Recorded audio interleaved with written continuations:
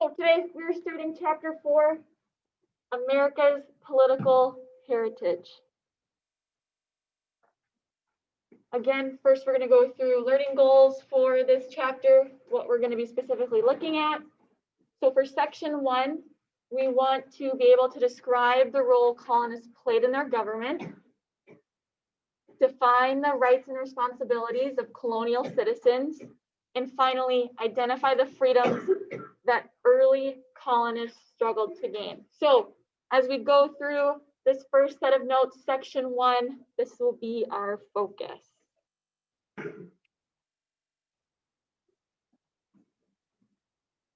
So to start us off, I want to first define legislature, okay? So we define legislature as a group of people chosen to make the laws, okay? From the beginning, the colonists were used to having a voice in government, all right? During this time, England was busy fighting other wars, okay? So keeping an eye on and governing the colonists wasn't their number one priority right now, okay? So as a result, colonists made their own legislature, all right? Started forming their own government, okay? But there was royal authority held over them, okay? So the English monarch established each colony through a charter, okay? That's a document giving permission to create a government. So each colony was given permission through a charter that they could create a government. Okay. Again, the colonists were resistant to rule from England, okay? Sometimes England could send in a royal governor, all right, that they picked, that they chose, okay, to govern one of the colonies. Do you think the colonists like that?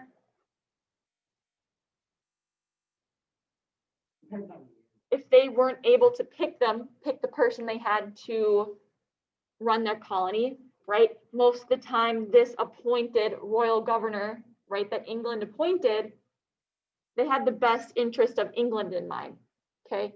They weren't thinking about the best interest of the colonists. Okay, so again, the colonists were resistant to rule from England.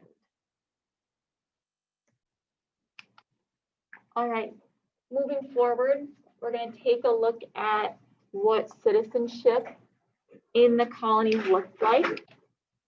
So, start us off, right? Being an English citizen in the colonies during the 16 and 1700s was very different than what we see as being an American today.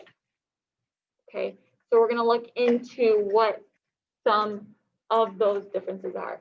And again, you don't have to write this whole thing, right? If you want to summarize it, citizenship was different now than it was in the 16 and 1700s. That's totally fine.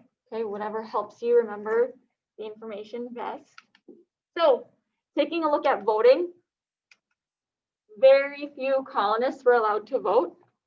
Okay, the criteria for being able to vote, you had to be a white male, wealthy, and typically you had to own a certain amount of land. Okay, so again, wealthy, own a certain amount of land, white male. Okay, it was thought that they were the only ones who had time to participate in this, right, in legislature and voting. And it was also the thought at the time that voting, you know, and all these issues only affected people with land, the wealthy. Okay, so again, that voting privilege was only given to white males who owned a certain amount of land. Okay.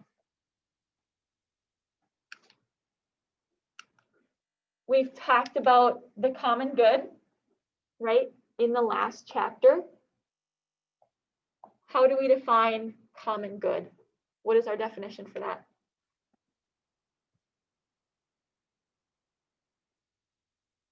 Who can define common good? Yeah. The act of doing something to both humanity progress in a positive way. Yeah, betterment for everybody. Yeah, exactly right. So the colonists also had the responsibility of working toward the common good of their society. All right. In similar ways, volunteering for their local army, militia. Okay, that would be an example of fulfilling that responsibility of bettering their society. So in that regard, they also promoted the common good of their colony, of their society. All right, moving forward, we're going to talk about some of our roots, the roots of our freedoms that we have today. So many of the freedoms we enjoy, right, in America today have been known throughout history in one way or the other. Okay, so we talk about religious freedom. What was the reason that many colonists came to America?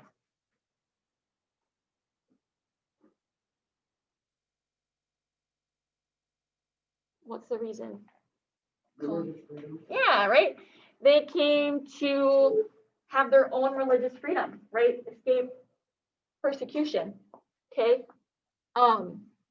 Again, many of these colonists came to America to practice the religion of their choice. Ironically, Puritans came and did not allow anyone to have beliefs other than their own. And even though they came to America for religious freedom, they themselves didn't let anyone have beliefs other than their own religious beliefs. Okay.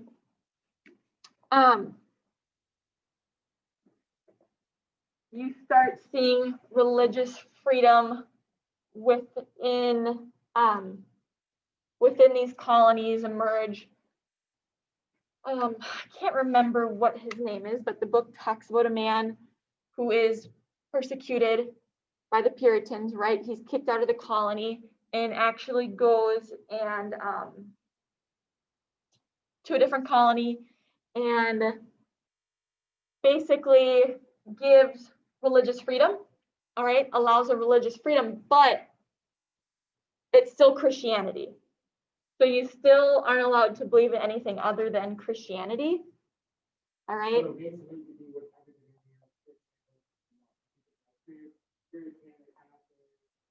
Correct, but it had to be within the realm of Christianity. Okay, so that's what religious freedom looked like in the colonies. Okay, freedom of the press. Colonists could not print anything that was critical of the government. Okay, our book talks about a case where a man publishes criticisms of the New York governor. Okay, at that time, taken to court, and his defense is that if what I'm saying is true, is that being critical of the government. All right, and he actually won that case, okay, and wasn't persecuted for printing that. Okay, so again, freedom of the press was stopped at not criticizing the government. Okay, so that's what freedom of the press looked like. That's what our religious freedom looked like. All right, a little different than today. All right.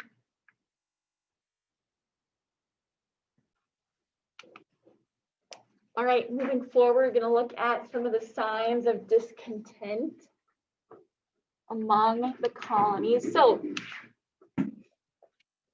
by the mid 1700s, England had tightened their control. Okay, we talked about initially in the 1700s, England was preoccupied elsewhere, fighting other wars. Governing the colonies wasn't its main concern, all right? But now, by the mid-1700s, England is starting to tighten their control, okay? As a result, many colonists accuse England of tyranny, okay, which is the abuse of power, okay? Abuse of power. Okay, so colonists are accusing England of this.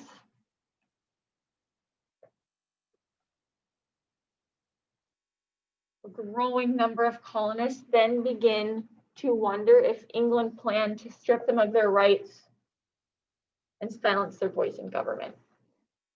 Okay, so this became a big concern as England is now enforcing rules, elected officials, right? Tightening their control of how they want those colonies to be run. Okay, are the colonists happy about it? Are the colonists happy about it? No, right? Now they're starting to wonder, is England stripping us of all of our rights, right? Do they want our voices silenced in our government? Okay, so that worry, that discontent is setting in.